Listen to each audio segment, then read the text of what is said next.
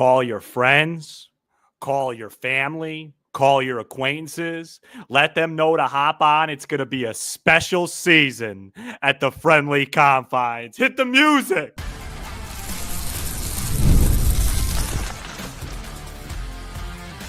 You are Locked On Cubs, your daily Chicago Cubs podcast, part of the Locked On Podcast Network, your team every day. You are Locked On Cubs, part of the Locked On Podcast Network, your team every day. I'm Sam Olver, and I'm a lifelong fan, and I will be forever for this team. I'm taking my passion into a discussion with you on all things Cubs. Thank you for being part of the show and making Locked On Cubs your first listen today. And the best way you can help us grow the show is to listen every day, like the video, and give us a comment below. Folks, you can go 5 years.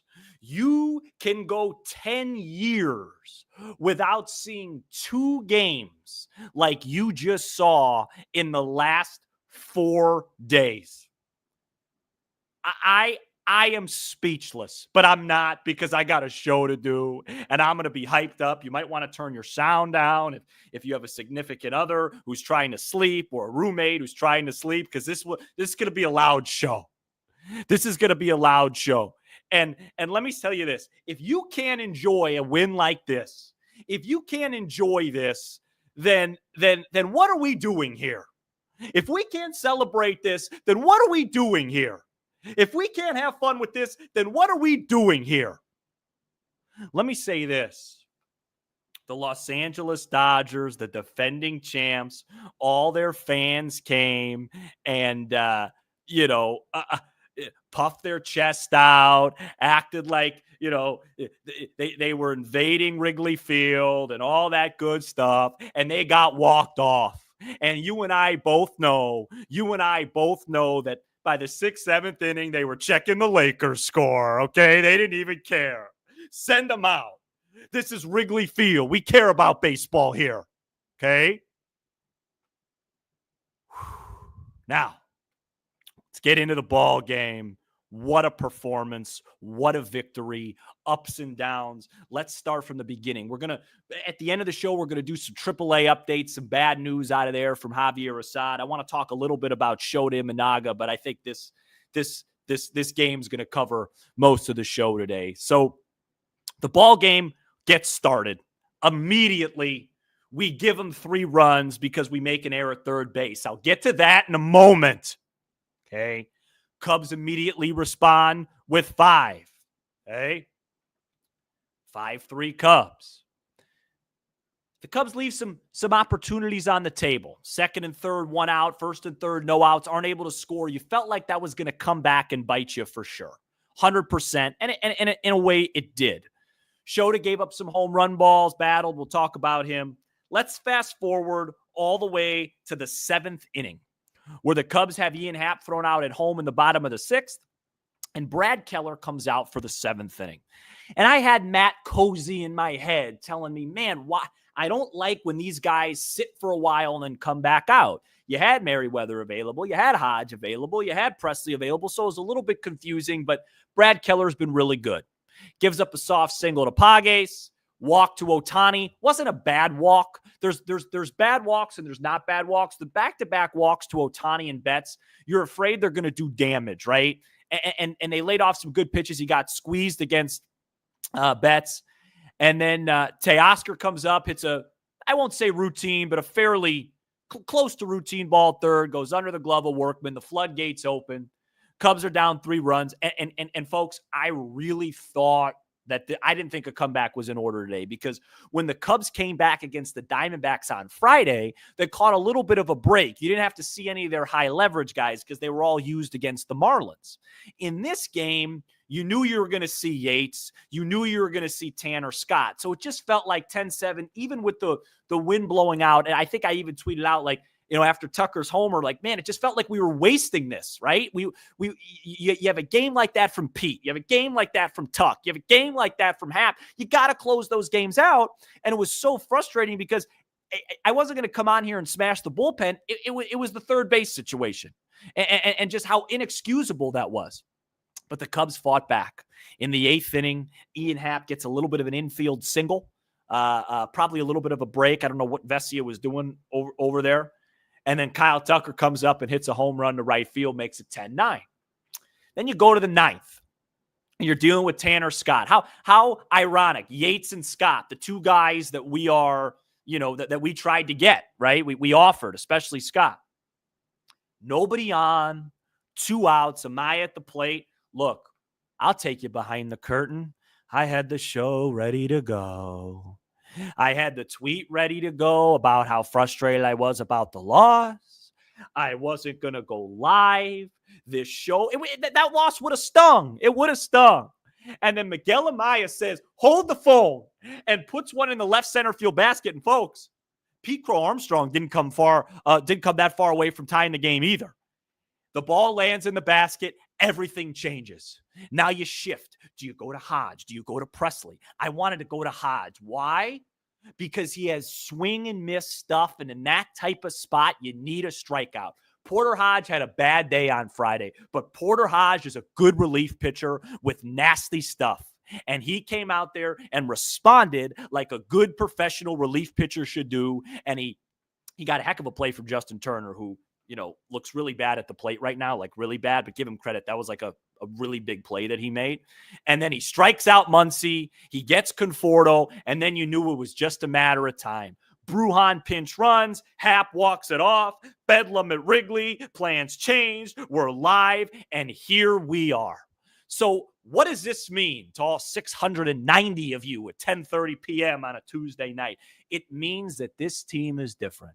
It means that this team fights. This team has a very, very special offense. And look, are there going to be times where is Kyle Tucker going to be this good this year? You know what? I'm not going to say no at this point. Sign him. Do anything. If I were on the team during that walk-off, instead of going over to Happ, just pile on Tucker and say, we're not going to let you go until you put ink to paper, dude. We'll do anything. Swanson should say, hey, listen, I'll give you a $500,000 a year of my contract. Happ, I'll give you $500,000. We'll do whatever. We need you here, man. Please, please. This guy is unbelievable. I've never seen a Cubs player like this on this team since, I was 6 years old watching Sosa, 5 years old. Unbelievable. Lost my train of thought. What does this mean? Yeah, PCA is performing exactly the way we thought he could. I didn't think it would happen this quickly. He looks fantastic, folks. He looks like one of the 15 most valuable players in all of baseball. This guy's legit, man. I tried to tell you. I tried. You know what else I tried to tell you? That Gage Workman should get a starter too. That needs to stop, okay? Because the point is everything you are doing everything that you need to do to be an elite team. You're better than the Brewers. You're better than the Reds. You're sure as heck better than the Cardinals and better than the Pirates. The only way you don't win this division, the only way you don't have a special season if you don't address the issues at hand. Tom, you don't need to see any more. This is an elite group. Get out the checkbook, figure out third base right now. If it's John Birdie for a while, that's fine. Craig, the Workman thing, it's over. Experiment over. Okay? The bullpen. I still feel good about Brad Keller. I'm going to give him a pass today. Feel good about Porter. Feel okay about Julian. Presley's done a nice job. You've got to improve the other parts of that bullpen and quickly. You're one elite arm away there from being really, really difficult to deal with. And I'm not even talking about just the division. Okay? This team has been, I have been watching this team, how old am I? 31. So I've 27 years of memorably watching this team. I cannot remember a month like this crazy, this wild. How about the bottom of the order? How about Miguel Amaya? How about Carson Kelly? He comes in, pinch hits, walks. He's been one of the best hitters in baseball. You have to keep banking in these wins. Will regression happen? Sure. Amaya and Kelly probably aren't going to be this good. I'm not sure PCA's not going to be this good. He's really good, okay? We know about Tucker. Happ's heating up. The only guy that really hasn't caught up to everybody yet is probably Dansby. but you have to take advantage of this. If you're not going to go out and get relief help immediately, and I'm not talking about like Pomerantz or whatever, you can make a bigger trade early. You don't have to wait till late July. Fix third base, do those things, because this team, they have something, man. They have something. And am I overreacting in the moment? No, I'm not. Because if you can't enjoy this, what can you do? Okay. We have right now, if the season ended today, and it doesn't, you've barely played, I don't know, like 5%, 6%, the MVP of the league might be on your team right now. Okay. And there's no way, I don't care who he is, that he can't enjoy that tonight. That's a special atmosphere and a special moment. If you're not gonna go improve your bullpen, if you're not gonna go figure out third base, then at least bring him in the room tomorrow and say, you're not leaving this room to go play this game tonight until we ink a deal. You deserve it, and our fans deserve it. More on this game. And I want to calm down a little bit. We'll talk about Shota Imanaga. I'm a little bit concerned about him. We'll talk about all of that coming up next. This episode is brought to you by Supply House. Get the supplies you need from the site made for the skilled trades. Supply House. Whether you're in plumbing, HVAC, or electrical work, Supply House is the reliable way to order products online. Their easy-to-use website is packed with helpful resources and the latest product info to help you get the job done right. Plus, with a complete inventory of over 200,000 parts from 400-plus top brands, you'll find exactly what you need, delivered fast from coast to coast. Need help with an order? Supply House offers expert support and industry-leading service, so you'll always talk to a real person. And for trade pros looking for an extra edge, their free Trade Master program offers exclusive perks like a dedicated phone line, free shipping, and discounts on every order. Thousands of skilled professionals are already taking advantage. Now it's your turn. Join the Trade Master program today at supplyhouse.com/TM and start ordering plumbing, HVAC, and electrical supplies with just a few clicks. Plus, use promo code SH5 for 5% off your first order. That's supplyhouse.com. We are back here on Locked On Cubs. I'm sipping on some ginger ale. This team is going to really, I mean, if they keep playing games like this, I don't know how I'm going to get through the campaign, but just closing up on the game, all jokes aside, all rants aside, I just, the Workman thing, I really, really feel for him because, we've all been in spots where we've hurt our team if you've played sports, and you feel for him. He's a young kid. He probably is just really nervous, but you've got to, you can't let that cost you games in what could be a really, really special season. Let's talk a little bit more about this game before we get to Shota. Gavin Hollowell got the call up today for the Cubs, which was news we were going to discuss, and he came in the game in low leverage. But this was a really good example of why low leverage sometimes is important, because if Hollowell comes in and gives up 3-4 runs, the Cubs lose this game. You gave your team an opportunity to come back. 2 innings, went 1-2-3, didn't allow any base runners. Second inning, he allowed some hard contact. Freeman hit a ball really deep to center field. I'm not going to overreact too much and say, all of a sudden, hey, we got a guy here. But it was a good start for him. But to me, the big story out of the bullpen today was Porter, because I think he's the best arm that they have, and it was really important to see him bounce back the way he did. And that was really awesome. So, before I get to Imanaga, just an unbelievable win. I want to make sure I didn't miss anybody. I'm just going through the box score here. 4-hit day for Ian Happ. Happ has hit the ball well all season. It feels like, for the most part, his swings have been fine. It just, for whatever reason, when he barrels the ball, like you look at his line now, 271, solid, 358, really good. It's the 374 slug, because for whatever reason, whenever he tags a baseball, it's just he's hitting it either on the ground or on a line, very similar to his walk-off, very similar to Sunday's double play ball. So I don't know what the adjustment there is, but they're really good swings for me. And to be honest with you, they don't need him to slug all that much right now because Suzuki's slugging and Tucker's slugging and Bush is slugging. So huge day for Tuck again. Stole a bunch of bases too. Would love to see, if I'm being nitpicky, Seiya, another pretty good day for him, but just he's striking out a ton in leverage. Rare quiet day this month for Michael Bush. And then, of course, to me, I mean, outside of the Amaya homer, I mean, look at Pete's numbers right now. I could get emotional on the show. After his start to the season, Pete Crow Armstrong is hitting 276. The on base is never going to wow you. It's not who he is right now. 324, and this young man is slugging 510. If he finishes the year with these numbers, he will be one of the 10 best players in the world, folks. His defense, his speed, I'm telling you, man, I know Cub fans get frustrated with the trade of Bryant and Rizzo, and hey, they didn't get a lot. It all might be worth it with this Baez and PCA deal, man. That kid is special. He is special. Okay. All right. Now I got to get to some stuff we have to get to that isn't as positive, but we have to talk about it. I'm slightly concerned about Shota Imanaga, just slightly. And I'll tell you why.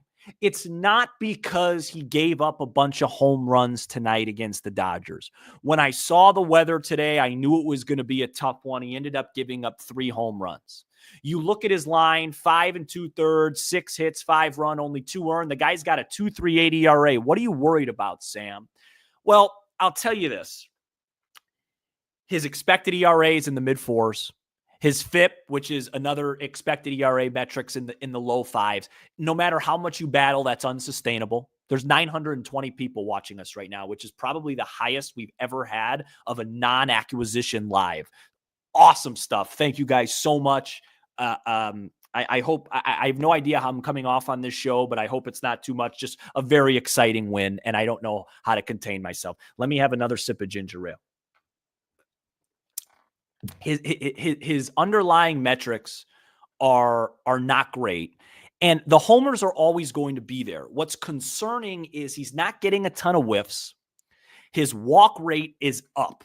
If Shota Imanaga is walking people, he's not going to end up having a very good season. I'll just tell you that right now. He's got to clean up the walks, and his stuff just isn't as crisp to me. And I'm not just talking about velocity. I'd like to see the velocity a little bit higher, but it's not as crisp as it was last year. And it feels like every start we come away, we say the same thing. I did it last Tuesday. I covered Shota's last start. I was solo.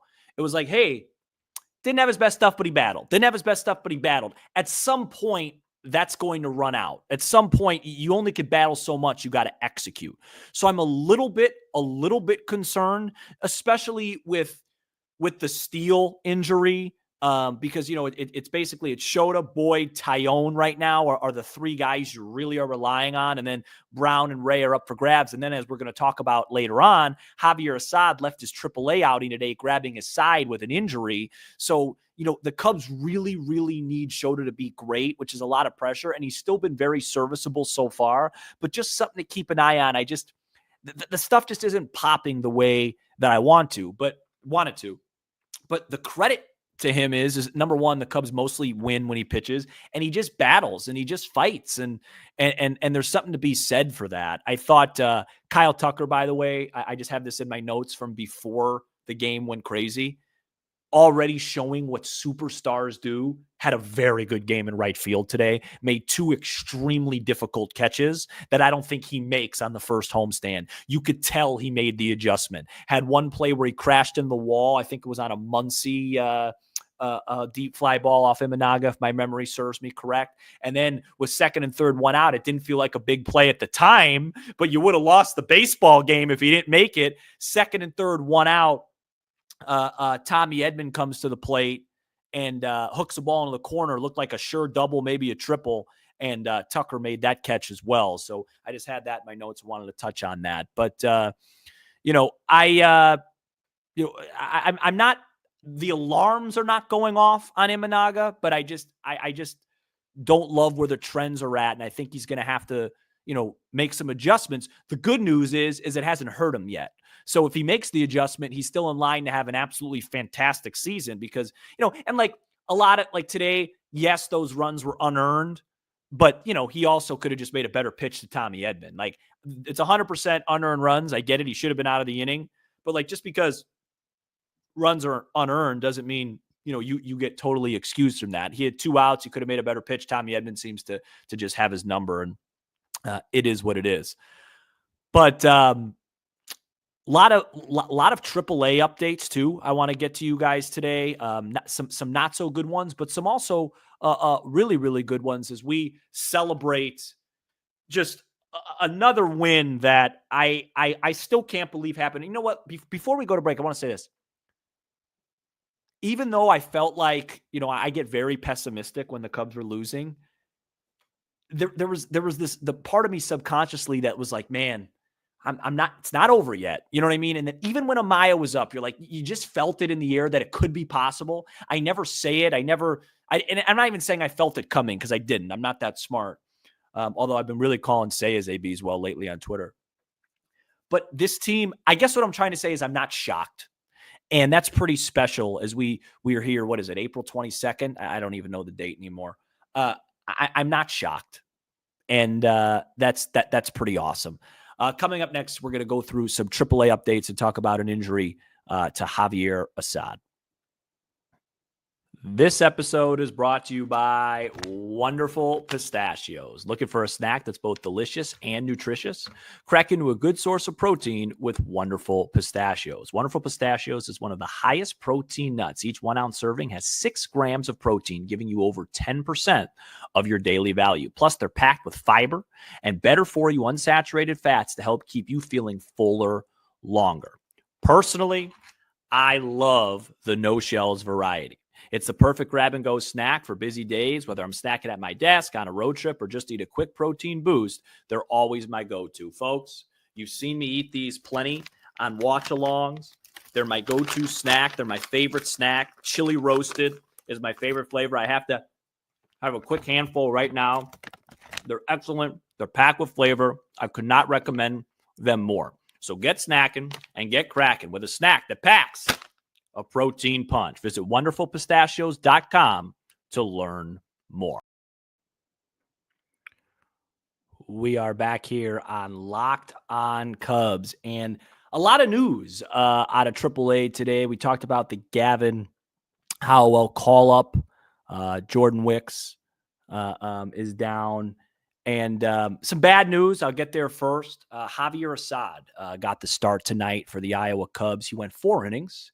He gave up 3 hits, 3 walks, 2 earned runs. Not a great line. And then when he was warming up for the 5th inning, and I did not see this. This is just going off of reports. I'm actually going off of what Alex Cohen said on the broadcast, who I thought Alex Cohen had a pretty good day today, by the way. Just side note, that was a really, really special game to call. And, he's very pro-Cub.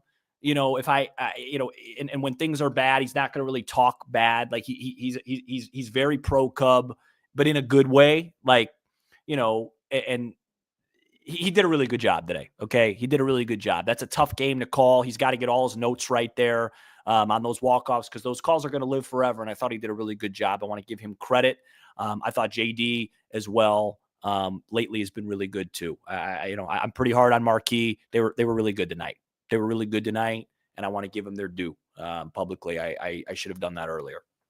But Alex Cohen said on the broadcast that Javier Assad was pulling at his side. Obviously, you don't like to make assumptions, but, he was out with an oblique, and he's grabbing at his side. You just hope he didn't re-aggravate the oblique, because that's not a small deal. Like, Cubs need him. They need him to make spot starts. They need him to create depth. And now, our eyes turn to Chris Flexen, who's been really good, but now you're getting a little concerned about your depth there. If Assad is out for, a longer period of time, that's concerning. That's concerning. And another another reason why the Cubs probably are going to have to make a quantity move for a starting pitcher pretty soon here if Assad is hurt. So that was bad news. Couple updates I just wanted to give you guys. Some good, some bad. I'll start with the bad. Nate Pearson pitched today in Iowa. Went really poorly again. 1 inning pitch, 4 runs, 3 earned, 2 walks.